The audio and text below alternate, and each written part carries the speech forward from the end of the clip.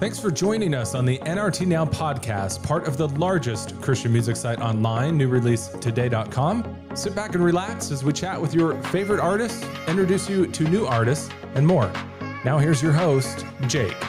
Here's our first episode of 2021, and I cannot think of a better way to start off this year than to have my friend, I hope I can say friend, Legin. Of course you can, bro. But yeah, just want to start off this year great. And Legin is a lot of things. He's a hip-hop artist. He's a spoken word. He works with human trafficking and shelters. The one thing he is not is he's not Legin. No matter how many times people mispronounce that, he is not There's no Legin. O, bro. There's literally no O, but thank you. Man, you were so many things. I don't want to tag that on there, but we were talking not long ago that's your new mixtape coming out is #WeAreMany. Not down that direction, but... Right. I mean, if you're going to call me Legion, I might as well capitalize off of it, I guess. God dang it. So. I guess we could say we are many, just not that direction, but maybe we can shift that a little bit. I mean, we'll see. That's Legion. This is Legend. We're many over here. I mean, ever since I Am Legend came out, it was like, yo, your new mixtape should be called. I was like, stop. Don't do it. It's not a bad idea, but I'm like, I just can't do it. But I'm so glad that about this time, about 11 months ago, before everything shut down and everything got crazy, finally got to meet you in person at the We Love Awards last year, which it's crazy that that's coming right around the corner again as we're talking. Crazy, bro. Unfortunately, we won't get to hang out there again this time. But one of the stories that I will tell, and I will tell it this way until I can't tell it anymore, that we were hanging out, we had lunch, and you were hanging out for all the podcasts that we did, the podcast conversation that we had right before that. And you were there for the first one, which was Attaboy.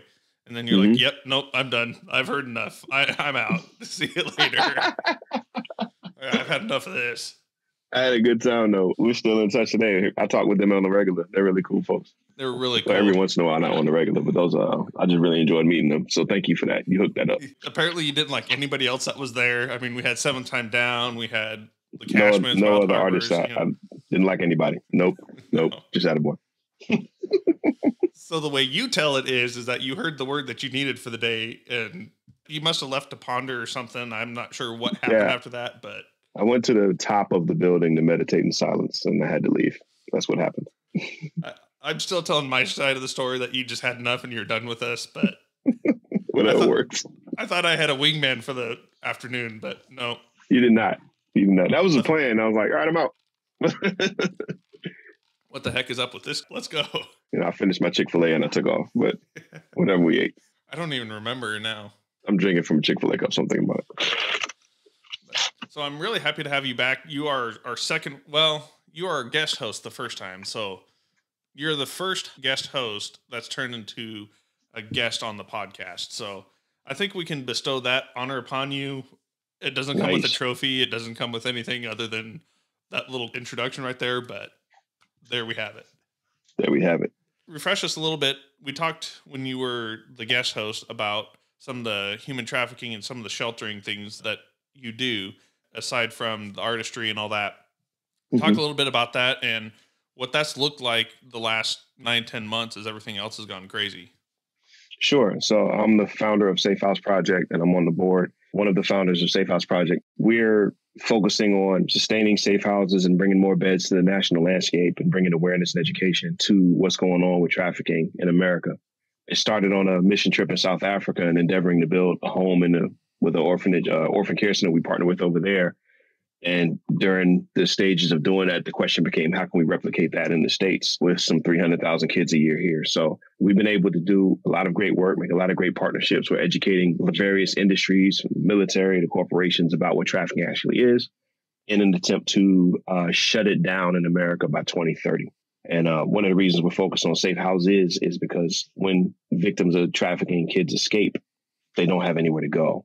And 80% of them will return back to their traffickers. So we're trying to create a safe space for kids to be able to heal and live full, productive lives and get out of that while making the public aware of what it is so that we can shut it down altogether. What does that look like through this whole crazy pandemic? And I mean, has been weird, and with different health codes and all the different stuff. What does that look like as far as these safe houses and what we've seen there? I mean, what the reality is, like, because of the pandemic, a lot of kids lost their safe spaces, which was going to school and getting away sometimes from their bad situations. So the rise of reporting went up, and all types of situations like that went up and happened. And we were able to see the need for education. We developed a free online training called On Watch. If you go to iamonwatch.org, you'll find it. safehouseproject.org/onwatch.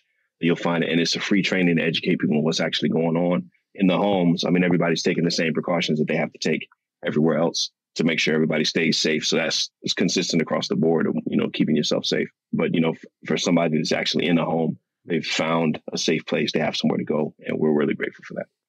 Yeah, that's incredible that you guys were still able to do that in the midst all the crazy and stuff was shut down. And it's awesome that wasn't shut down in the whole process. No, we have several partners across the states, and everybody has to take their own precautions based on what's going on in their state and then just common sense. So we partner and support them as you would any sort of transitional housing or home or rehabilitative place. We resource them to take care of victims of trafficking, whether that's financial or some education or something else, or just connecting the dots, or even finding somebody that needs to get from point A to point B and getting them to an actual home.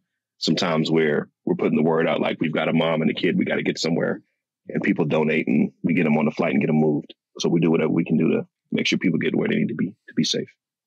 Man, that's incredible. Thank you. Speaking of pandemic and, a lot of this, one of the major reasons why I wanted to have you on our first podcast of 2021 is, I mean, there's no getting around that last year was just a massive dumpster fire for so many different things. I mean, we were consistently bombarded with everything from the pandemic to, the racial tensions to politics and murder hornets. I mean, they were there for a minute. I don't know where they went, but that never materialized. But I mean, just so much heavy happened in 2020 that we just can't get around. And sure. One of the things that came out last year, you had one mixtape and a few singles, if I remember correctly. Yep. Lost track. And one of the pushes that you had was a unity rally in Virginia. Was it Richmond or Norfolk? Yep. Even though everything was kind of shut down, everything was going crazy. Here we have Legin just sitting here dropping truth about unity and just the pull together. And, right now on your Instagram, you're reposting a promo for your upcoming concert, which actually would have been yesterday by the time this released. So you're reposting that about every 30 minutes just to make sure people see it. And it's talking about getting rid of the word them. So I just want to sit here and talk a little bit about your music that came out this last year and just kind of getting past everything that we're overwhelmed with in 2020 and just getting to a better place in 2021 so we can all move forward. And sure. The reason I love talking to you about this is because half the time when I'm talking to you and we have conversations is I feel dumb or uneducated. Stop. Man, Legin just brings truth to this and a well-researched and a very godly perspective on a lot of what's going on around us. So thank you, bro. I'm not sure where we completely want to start, but well, you know what? Let's do this. Let's start with what's coming out, the getting rid of the word them. Talk to us a little bit about that and where your heart is coming from that. Sure. That comes from this thought of corners, right? When I speak about this, I talk about corners. So if you think of a room, there are 4 corners in it and everybody's kind of in their own corner. And in your corner, there are people who look, think, and act like you. And there's nothing wrong with that. They vote the same sports team, same culture, same taste of music, whatever, right? There's a reason that there's a group of folks there. And that's okay. That's not a problem. We're naturally tribal. That's fine. But across the room in another corner, there's another group of people who look, think, and act away, vote away, have a different team, whatever you want to call it. They vote, they're Republican, they're blue to red. They believe that social justice is a problem. They think it's the media made it up, whatever. And the challenge isn't that your thoughts in your corner aren't real, aren't your experiences. It's not that they're inherently wrong.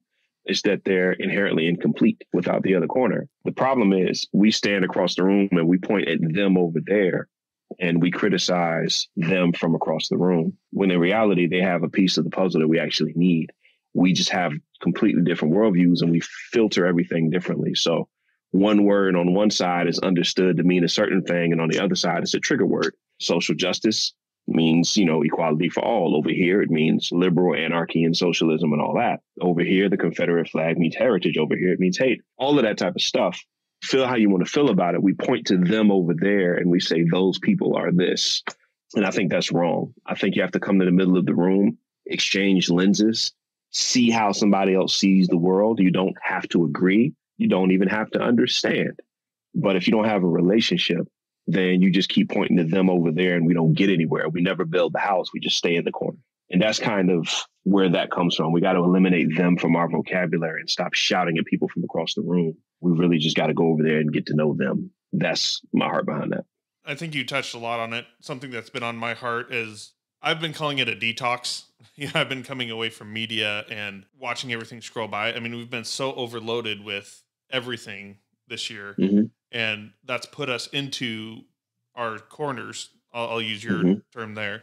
I've called it camps, and it's just pushed us farther and farther into each one of those camps, and it's war between them a lot of times. There's no back and forth. With everything that's gone on, we've been pushed home and away from each other, and we've been seeing nothing but media, whether it be social media or whatever it is. And I just feel like we've been pushed farther and farther into our corners. That perspective of coming to the middle has just taken a back seat. Well, we've never been in the middle anyway. Like, that's just not where we go naturally. It takes intentionality and a recognition that I'm not doing this and I need to. And it takes swimming against stream to go to the middle of the room. Because culturally, we're going to go where people look, think, and act like us. It's just what we do as human beings. And even with the media, like, it's true what you're saying. Like, the media has force fed us, crap. No matter what side of the sphere you're on, you like left is crap or right is crap. It doesn't matter. You're going to get it. But the problem is not the media. The problem is us, because the media is only giving us the stuff we tell them we want to consume. Yep. You know what I'm saying? Because we go to the media to receive the things they're giving us, which tells them to keep giving it to us. Yep. If everybody cut the TV off and stopped going on Facebook and stopped clicking like on certain things and stopped commenting certain ways, they wouldn't have anything to give us. This is what we want. So we allow ourselves to be led and manipulated because at the end of the day, it's what we want. So we have to cut off the channels. We have to stop putting these people in office. We got to stop voting for certain things in certain ways because everybody's only responding to what we tell them that we want. We have to say, you know what? You're a little too divisive. I'm not going to vote for you. I agree with your platform, but I don't want to keep encouraging the divide. So I'm not going to support you. I guarantee you that politician will change their tone. I guarantee you that news outlet will start to change.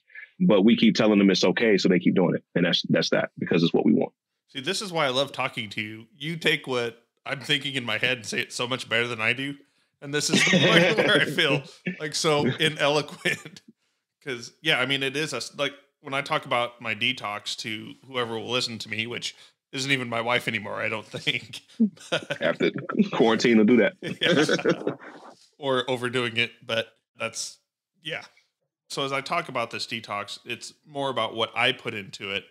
It's all about what I've invested and what I've seen and all that. And so now that I've detoxed and just pulled away from a lot of that, it allows different perspectives, and that intentionality can be there with coming to the middle when you're not being pushed back into your corner. You take away that force, it's pushing you back into your corner, then that intentionality can happen. You got to stop letting it happen. I mean, it's top down, bro. You think about the train wreck that was the first presidential debate we had, right? Oh, geez. And it was absolute comedy. But like, it was him over there. It's really his fault. And then a bunch of finger pointing, right? And then, it's like middle school girl fighting. It's like, you got all that going on. But then you jump down to the news outlets. Well, it's all the Democrats. And if it wasn't for them, and then the Republicans are the ones, and it's more middle school girl. But then you get down to us, the people that aren't doing that. And we're on social media doing the same thing, and then coffee shops doing the same. So we all do it, and we all want it because we want to feel like our team is the best, my corner is the best, and somebody else sucks. And we want to feel like we're the ones. And because we want to do that, we can't build the house. And I preached a sermon on this at a church. I was like, bro, like Jesus literally promised us that a house divided will not stand.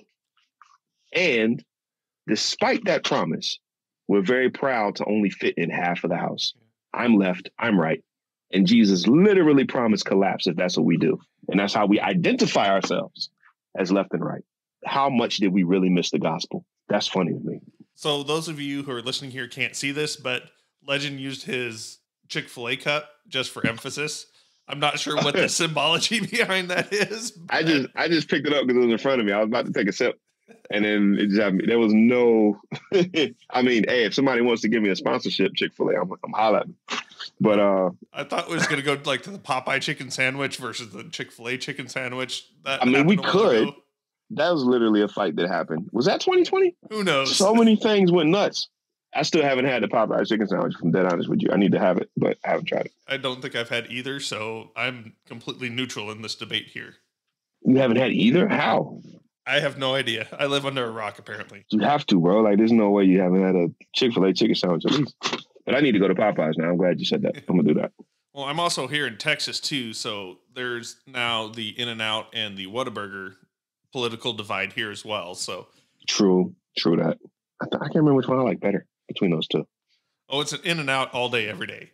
But Gotcha. I'm sure that there's some people here in Texas that, well, since I'm In-N-Out, I'm pretty sure that there will be people just at my front door with, I don't know, torch or something. It's going to be terrible for me that I said that, but you can't win, bro. But I'm in enemy territory. Yeah, but go out full, enjoy your sandwich, and just take whatever comes with it. Oh man, where did this come to Whataburger versus In-N-Out? We weren't talking about this a second ago. I don't know. We're hungry, so. But no, like I said, one of the things that really encouraged me throughout this last year, through 2020, is like I said, you had the mixtapes that come out, and a lot of that came from that rally up in Norfolk. Yeah. Talk a little bit about that, and the response and like the turnout was incredible. Yeah. God was really faithful, man. We did a march in end of June in response to just the divide we see in the church, specifically speaking to Ahmaud Arbery's murder, Breonna Taylor's murder, and George Floyd's murder. We just felt like if the church doesn't understand justice and reconciliation, like I don't have any hope for anybody else to figure it out.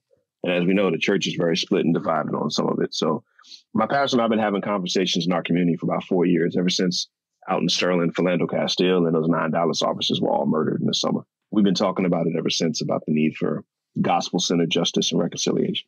So we built a lot of relationships and a lot of trust, having so many conversations and being in front of that. So when we said, hey, we're doing a march, our partners who have been working with us, and Bishop Courtney McBath and all these people, like it just came together in a week. Like all that happened in 1 week that you saw. It was nuts. I never organized anything like that, but 100 plus churches responded and 5,000 people showed up. And we marched through the city chanting Jesus and justice, Jesus and justice. And the beautiful part about it was you had Black Lives Matter folks there, All Lives Matter folks there, Blue Lives Matter folks there, and everybody was there together. The police chief spoke. You had people on all sides of the fence praying for police officers, laying hands on police officers, believing God to protect them, and praying for justice, repenting of injustice. Like, I mean, it was just a beautiful, you had everybody all across the spectrum doing what the church is supposed to do. And I loved every minute of it. I've never seen anything like that. It was great. God really, really did something in my heart that day. So how many people were there? It was like in about the neighborhood. 5,000. Oh, I was going to say 20. So you should let me go first. Yeah, I should let you say. About 5,000 people showed up, man. So, yeah. But that's still nothing to sneeze at for, weeks notice. Yeah, it's crazy. As you're talking about that, the word whataboutism, and I'm not sure if that's a Merriam-Webster defined term yet, but if not, it's going to be quickly, I think. But one of the things that I've heard is, well, this but, well, that but, or, whatever it is. And just because there may be, kind of going back to what we're talking about media and what is being pushed to us, what we want to see, all that sometimes doesn't mean that there isn't anything happening, and vice versa. Just because, we see something happening here, doesn't always mean that it's the biggest thing over here. I mean, there's just so much that I've seen in the church and what you're talking about, the unity, before we all come together in the middle, that it just seems like that intellectual dishonesty about the whataboutism has just run rampant in this last year. Well, I think it's because we have to put our identity in what we identify with. We put our identity in that actual thing. So the whataboutism, like we're told that you have to pick between caring about abortion and caring about social justice. You can't do both. You got to pick. So if I fight for social justice, then I got to kind of fall away from caring about post-abortive women and preborn children. Or if I care about that, then I'm on the side. I got to be with my team where we actually can make some ground over here. So I can't focus on social justice because I got to do this one. So I got to pick. And then I've got to fall into the identity of, well, those folks over there, you know, they're going left. So everything that they think about is wrong. And the right side, they only care about the rich. So, I mean, it's just both can't be true. Like, why? Like, I don't understand where the Bible speaks to both of these very clearly, but you're making me pick which page of the Bible I'm going to read today. It's not healthy. So it's all about identity. Man, somebody asked me, it was like, what's one message you have for the church? If you could tell church one thing, what would it be? And my one message towards the church would be and is repent of political idolatry. We're polarized because we allow ourselves to bow down to the idol of politics and what those things tell us we can and can't do, what team we can and can't be on, who we can and can't be, and what we can and can't care about. And as long as that idol is erected in the worship of the one true God, we're going to completely miss who he called us to be. Like you said, that keeps us in the whataboutisms and identity stuff and all that. Well, as you're talking about teams, I just got to say this. My wife and I were driving one day and we saw somebody go through with a bumper sticker. And I'm like, oh, well, may as well just replace that with a Houston Astros sticker. Because, I mean, that's all that bumper sticker is. We see another one, like, that's going to age well. Then we see another truck go by and there's another bumper sticker there. And, you know, it's like, well, may as well put a, Dallas Cowboy sticker on that one because, you know, that's all these bumper stickers are. It's like, hey, I'm on XYZ team. That's it. And there's nothing wrong with that. But when it's my team absolutely has everything and nobody else has anything to offer because now there's idolatry involved, that's when it becomes a challenge. And that's the part of it that I ain't with that.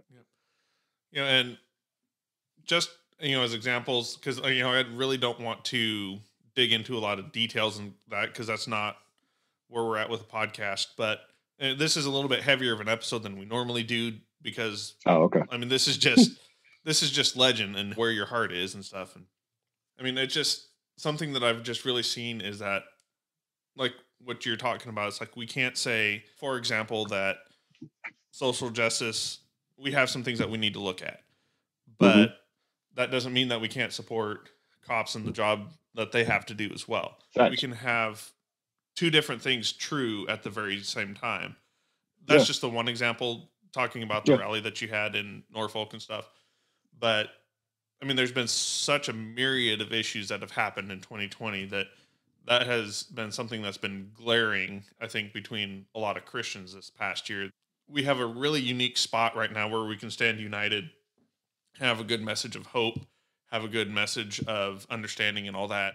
There are some people who are really doing that well.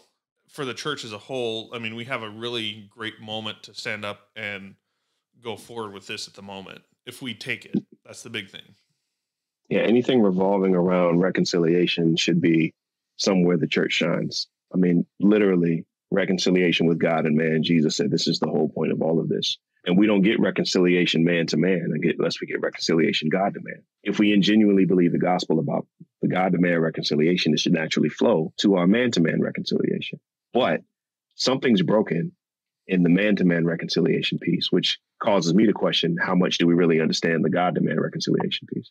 And so that's the part that you really got to sit back and say, have we made Christ in our own image, and why isn't the gospel working? The gospel is working. The gospel is perfect and beautiful and works.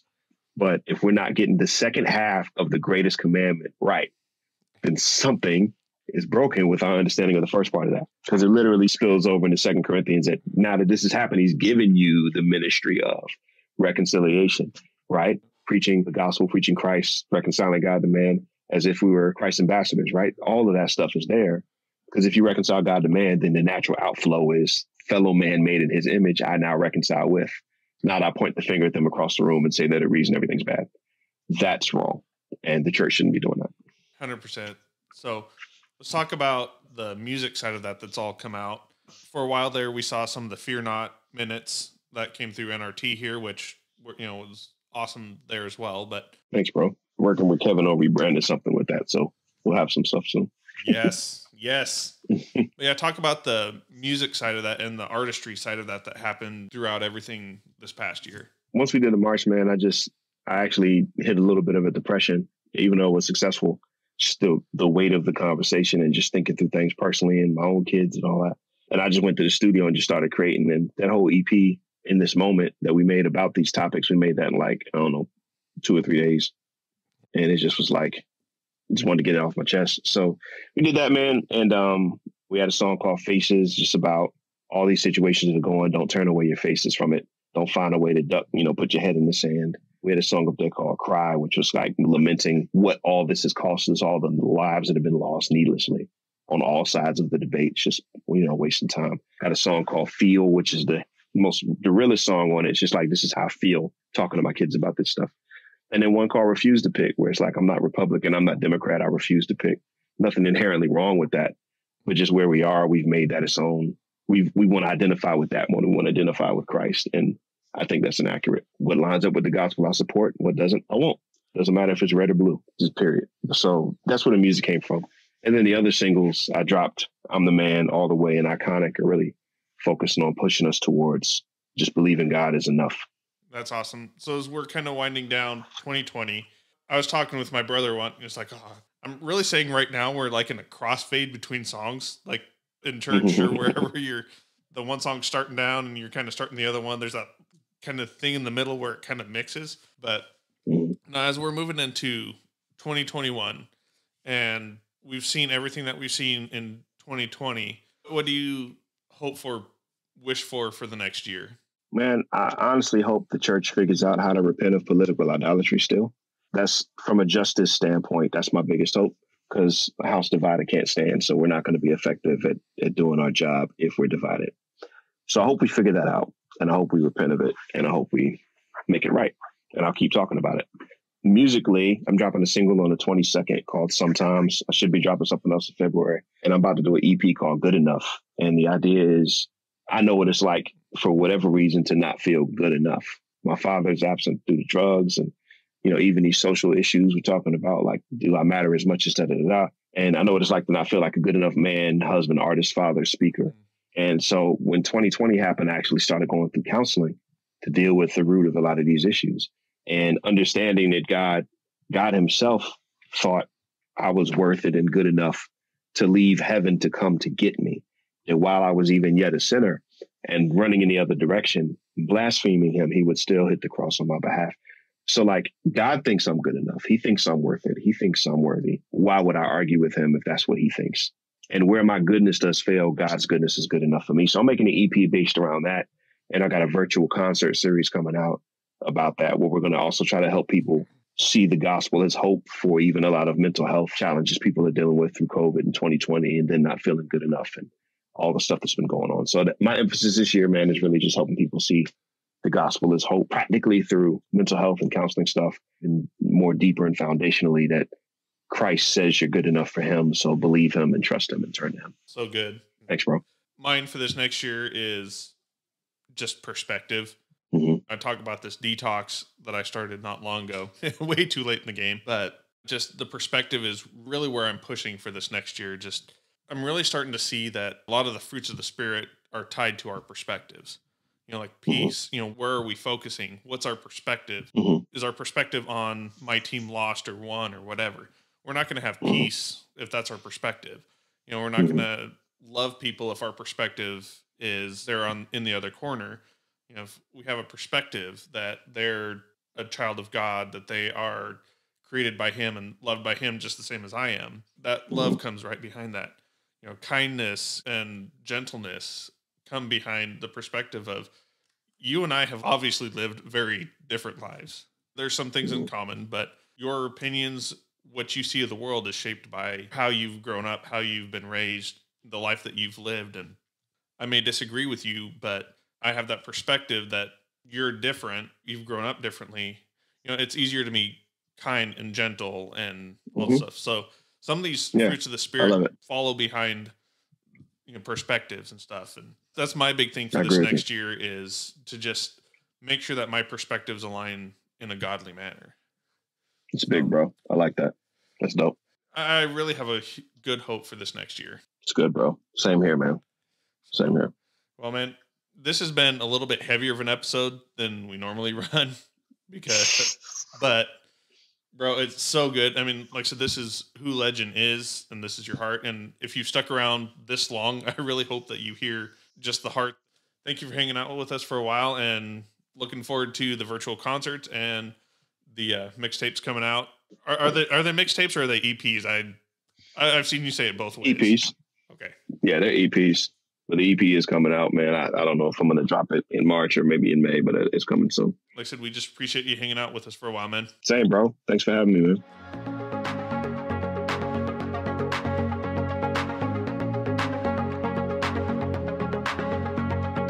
Thanks for hanging out with us for this episode of the NRT Now podcast. Be sure to subscribe on Spotify, Apple Podcasts, Stitcher, or wherever you listen to podcasts. And special thanks to Neon Feather for providing our theme music. Make sure to check out newreleasetoday.com and our socials for more great content. See you next episode.